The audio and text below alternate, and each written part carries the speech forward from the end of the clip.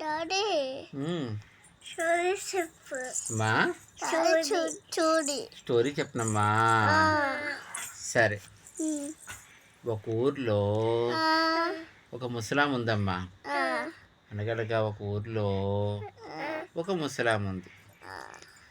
ఆమెకి 2 కొడుకులు. ఏ ఒక కొడుకు పేరేమో సూర్యుడు, ఇంకొక కొడుకు పేరేమో చంద్రుడు. సరేనా? వాళ్ళు చాలా పేదవాళ్ళమ్మా. ఆ ముసలమ్మ ఏం చేసేదంటే పనికి వెళ్ళి అప్పుడు డబ్బులు తెచ్చి బువ్వ వండి వాళ్ళిద్దరికి కొడుకులిద్దరికి పెట్టేదన్నమాట. ఒకసారి ఆ ఊర్లో వర్షాలు పడలేదమ్మా. పంటలు పండలేదు, పనులు లేవు. ముసలామేమో పనికి వెళ్ళలేదు, డబ్బులు లేవు. సరేనా? అప్పుడు వాళ్ళకి సరిగ్గా తినటానికి అన్నం కూడా లేదు, ఏమీ లేవు. అట్టనే ఉండేది. అయ్యయ్యో, నా పిల్లలకు కూడా ఏమీ లేదమ్మా, వాళ్ళకు కూడా ఏమీ పెడతలేదు అని ఆ ముసలామి చాలా బాధపడుతుంది. ఇంతలో పక్కూరు నుంచి వాళ్ళని పెళ్ళికి పిలిచారమ్మ. ఒకళ్ళు పెళ్ళికి రమ్మని పిలిచారు. మరి పెళ్ళి అంటే భోజనాలు పెడతారు కదా. భోజనాల్లో చాలా రకాలు పెడతారు కదా. పప్పలు, బూరెలు, స్వీటు, బిర్యానీ ఇవన్నీ పెడతారు కదా.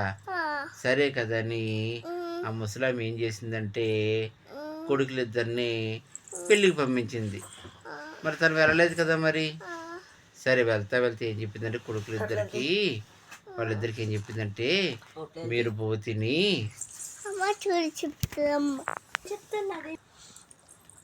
అక్కడ చాలా పెడతారు కదా, మీరు తిని నాకు కూడా పట్టుకురండి అని చెప్పింది.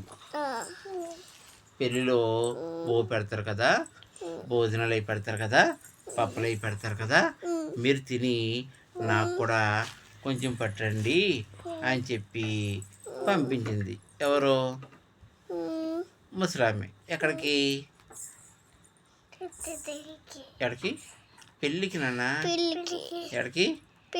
పెళ్ళికి కొడుకులిద్దరిని పంపించింది. సరే, సూర్యుడు చంద్రుడు పెళ్ళికి వెళ్ళారు కదా. వెళ్ళినట్టే అక్కడ భోజనాలు కూర్చున్నారమ్మా.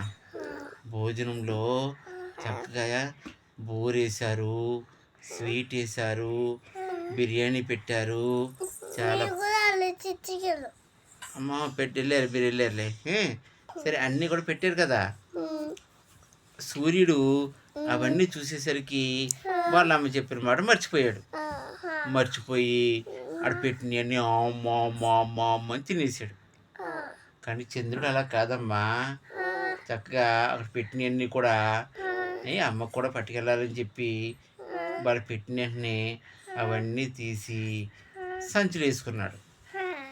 సంచులు వేసుకుని బూరి, కొంచెం స్వీటు, పప్పులు, కొంచెం బిర్యానీ, అన్నము, కూర, ఇవన్నీ కూడా సంచులు వేసుకుని వాళ్ళ అమ్మకి కొంచెం తను తిన్నాడు. మళ్ళీ పెట్టించుకుని తను తిన్నాడు అనమాట. సరే, పెళ్ళి అయిపోయింది, భోజనాలు అయిపోయినాయి, పెళ్ళి అయిపోయింది. ఇద్దరు కూడా ఇంటికి వచ్చేసారు. ఇంటికి వచ్చిన వెంటనే వాళ్ళ అమ్మ అడిగింది ఇద్దరిని, నాకేం తెచ్చారు అని. సూర్యుడు మరి ఏమైనా తెచ్చాడా?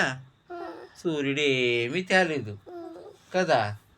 చంద్రుడు మాత్రం వాళ్ళ అమ్మకి తెచ్చాడా? పప్పులన్నీ తెచ్చాడు కదా. పెళ్ళిలో పెట్టిన భోజనము, బిర్యానీ, బువ్వ, పెరుగు అని తెచ్చాడు కదా. కూర, బూరి అని తెచ్చాడు కదా. అప్పుడు వాళ్ళ అమ్మ ఏమందంటే, నేనేమో ఈ కడుపులో ఇంత ఆకలితో నేను చాలా మాడిపోతున్నాను కదా, ఆకలితో నకనకలాడిపోతున్నాను కదా, మలమలా మాడిపోతున్నాను కదా. కానీ నువ్వు నాకు ఏమీ తేవకుండా నువ్వు నా ఆకలిని ఇంకా పెంచావు. నేను ఇంకా నా కడుపు ఇంకా నకనకలాడేటట్టు, మండిపోయేటట్టు చేశావు. కాబట్టి నువ్వు ఇంకెప్పుడు కూడా